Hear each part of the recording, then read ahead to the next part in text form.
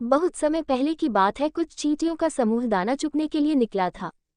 सामने से राजा की सवारी आ रही थी तो बहुत सारी चींटियों में भगदड़ मच गई, परंतु कुछ चींटियां तो राजा के रथ के पहिए के नीचे दबकर मर गई। इससे सारी चींटियों के घर में मातम छाया हुआ था, लेकिन उसी में से एक नन्ही चींटी थी जिसका भाई भी रथ के पहिए के नीचे दबकर मर गया था, मगर वह भाई की मौत के बाद भी नहीं रोया। तो गांव वाले ने पूछा कि तुम्हारे भाई की मृत्यु हो गई और तुम बिल्कुल रोए नहीं। तो वह बोला कि जब तक मैं राजा से अपने भाई की मौत का बदला नहीं ले लूंगा तब तक मैं नहीं रोऊंगा। तो गांव वाले बोले कि तुम एक नन्ही सी जान और राजा इतना बड़ा आदमी, उसके पास इतने सैनिक और सवार हाथी घोड़े भाला तलवार और दुनिया भर के साजो सामान है, भला तुम अकेले उनका मुकाबला कैसे करोगे। लेकिन वह बोला कि चाहे जो हो जाए मैं किसी भी कीमत पर राजा को मृत्युदंड दूंगा।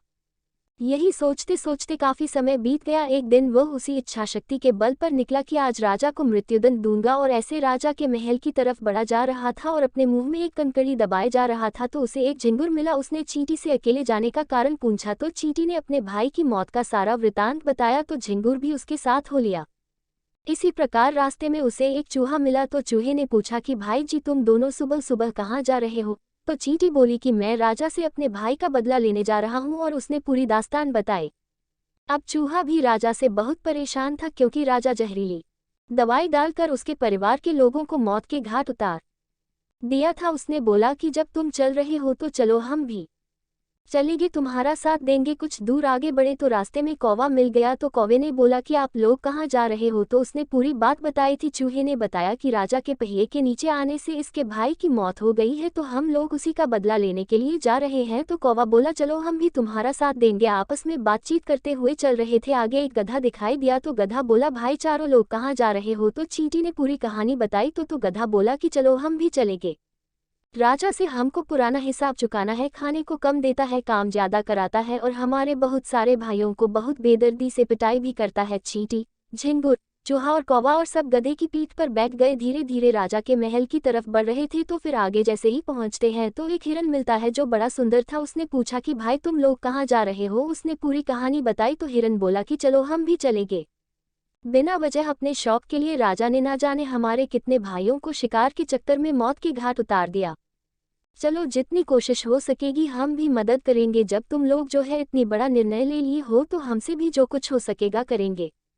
अब ऐसे ही कारवां आगे बढ़ा तो चींटी को इस बात को डर सताने लगा कि यह लोग तो बड़े बड़े हैं, कुछ होगा तो भाग जाएंगे, लेकिन हम कहाँ जाएंगे।